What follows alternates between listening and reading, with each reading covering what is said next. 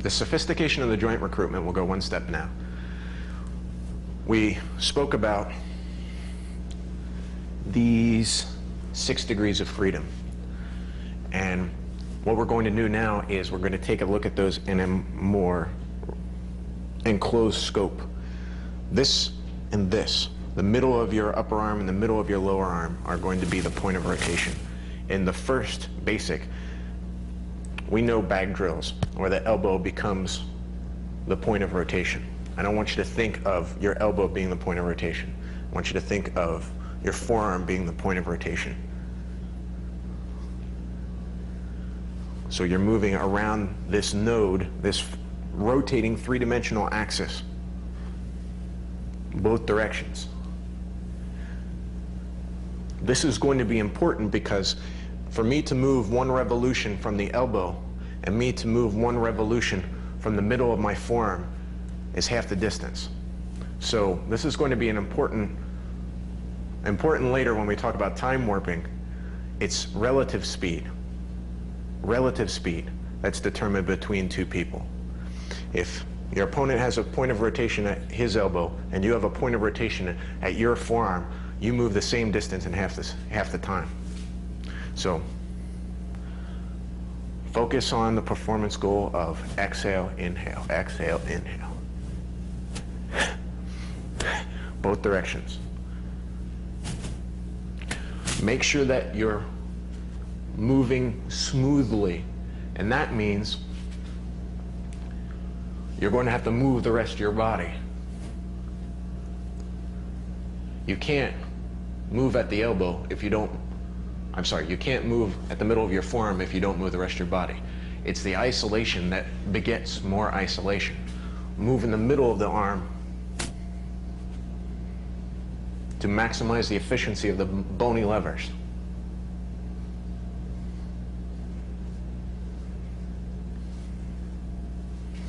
When you put both of those together, what I want you to think of is folding rather than rotating.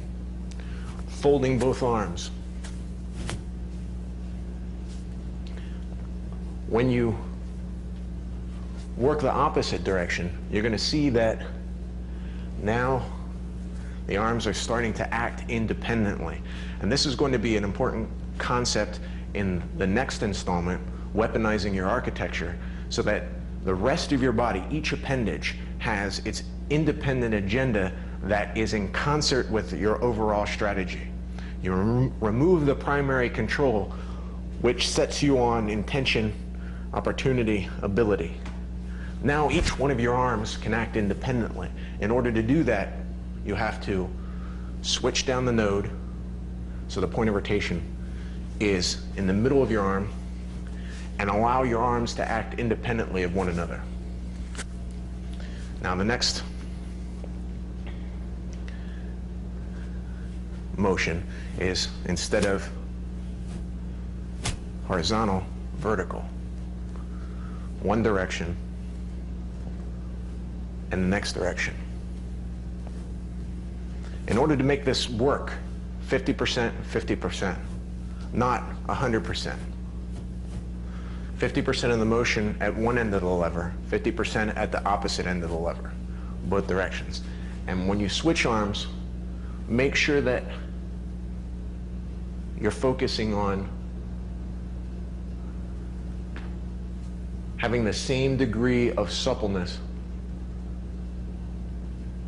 as you do with your primary arm. Now the same thing applies when you're moving. Think of your arms folding. This takes us to the next portion of this aspect, and that is folding architecture. We're transitioning slowly into weaponizing your architecture. Think of a frame that's perpendicular. You have an upper frame and you have an arm that's covering it. So think of folding around these nodes. We referenced this exercise in Immovable Object, Unstoppable Force, but applied to a different venue. I want you to think of this non-technique oriented personal practice. Focus on the folding. So as you move from upper frame to lower frame, Remember that the elbows are 50% of the motion. Upper frame, lower frame, upper frame, lower frame. Work on folding around. Wherever the contact point is, you're moving around it. It should look like big garden shears. Don't make this technique oriented like you're thinking of your traditional X block, or don't think in those contexts. Think of exhale.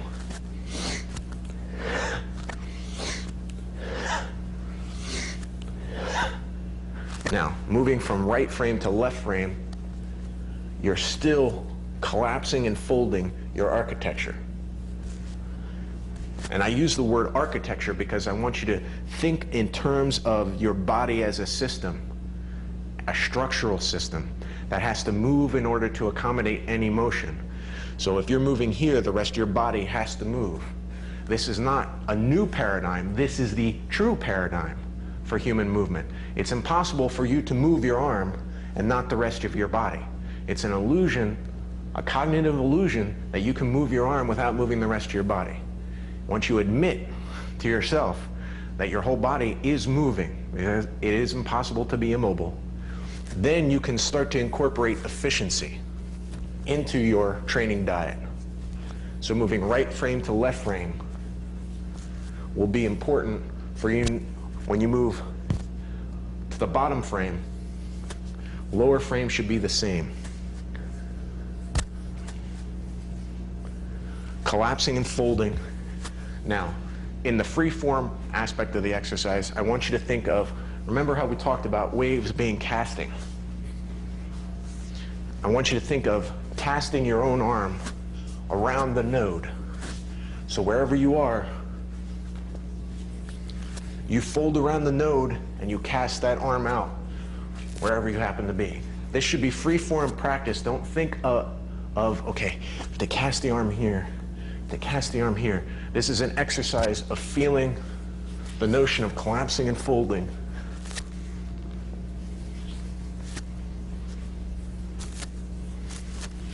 Let the rest of your body be pre-incorporated into the motion rather than trying to think of how to apply your body. This is the exercise that will precipitate everything else that you do. However, first we have to now cover what happens in our lower frame, our lower body, before we go on. From the beginning, I mentioned that in order for your feet to move, your architecture has to move. We're not going to move from our feet, we're going to move from the body. In order to move your legs, you have to move your hips. So the hips end at the spine, so the rest of your body has to move. When we work on footwork, it's not actually semantically correct. It would probably be locomotion rather than footwork, propulsion rather than footwork, anything rather than footwork, which makes us have the performance goal of thinking with our feet. We have the same problem when we think with our hands. We're going to move now into the first exercise, which is just basic weight transfer. When you're working in this exercise, you could think of it as playing a big accordion. When you come down, you root into the ground. Exhale, your knee starts to screw in and your heel starts to pick.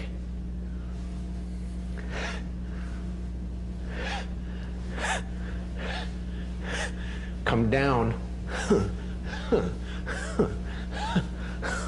Each time, when you root into the ground, you have exhalation. When you open up, the inhalation should be natural, meaning that you're not thinking about it. As you expand, the air is sucked in. One of the major problems is when focusing on effort, you focus on inhalation. That's the downward performance spiral. If you focus on inhalation, you start to hyperventilate. So focus on your exhalation.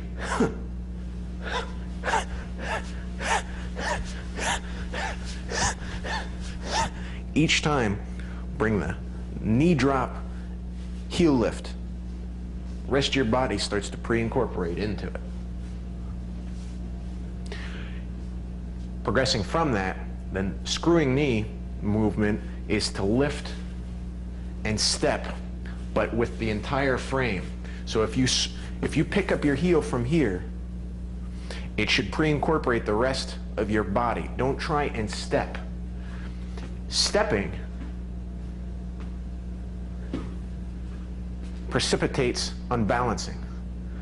Screwing and moving with your entire architecture is what keeps you in your individual mass center, or when you're in concert with an opponent, the joint mass center. Now I'm doing the opposite motion right away, which is screwing back. Rest on the heel, lead with the hip into the knee. Think of this as a wave with the lower body.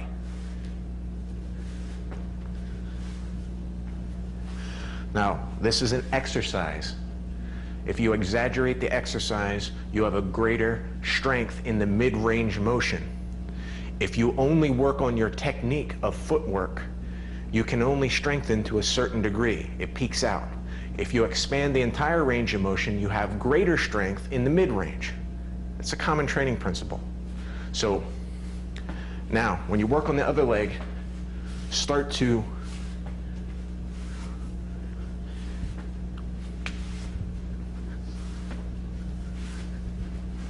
incorporate 2 steps that are transitionary, 3 steps.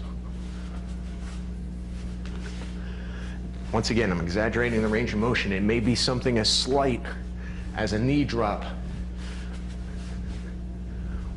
but make sure that you're coming through the full range in your personal practice.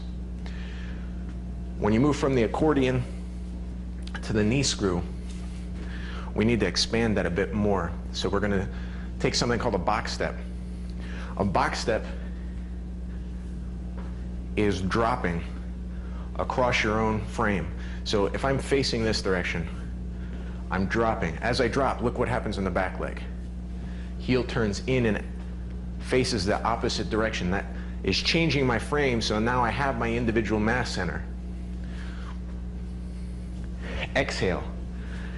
Pelvis tilts to accommodate the motion. In the box step, look. Knee automatically screws into place because the heel starts to rise.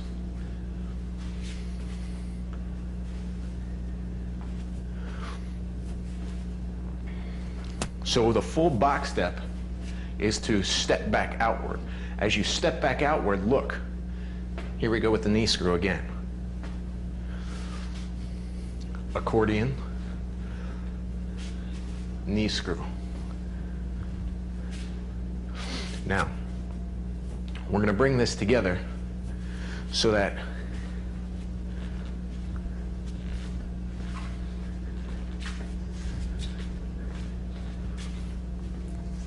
you're going to step across. First, let's look at this in terms of just footwork before we come back to body.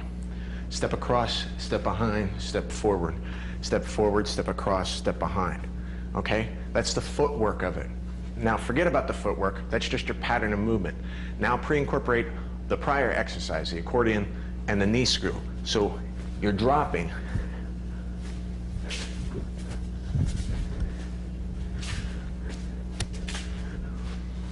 Your legs shouldn't cross frame. Just like the old saying of your right hand shouldn't be in your left pocket, your left foot shouldn't be in your right hand side. Your hips need to change amplitude. So the magnitude of the motion is never across your individual mass center. So we've gone through accordion, knee screw, into a box step.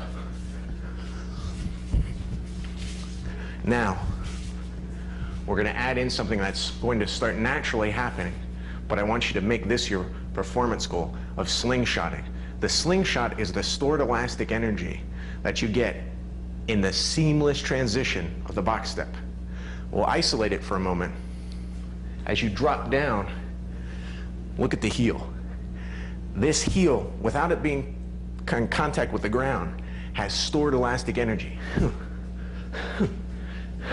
You remember for those of you that already have the bayonet exercises in the bayonet series, this is a very important exercise.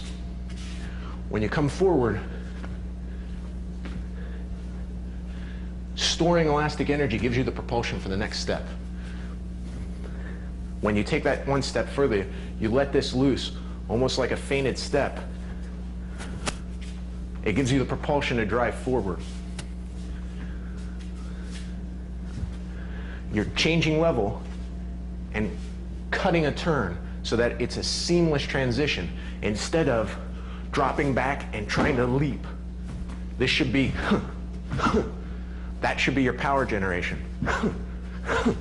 When you incorporate that back into the box step, think of loading and unloading as you step across.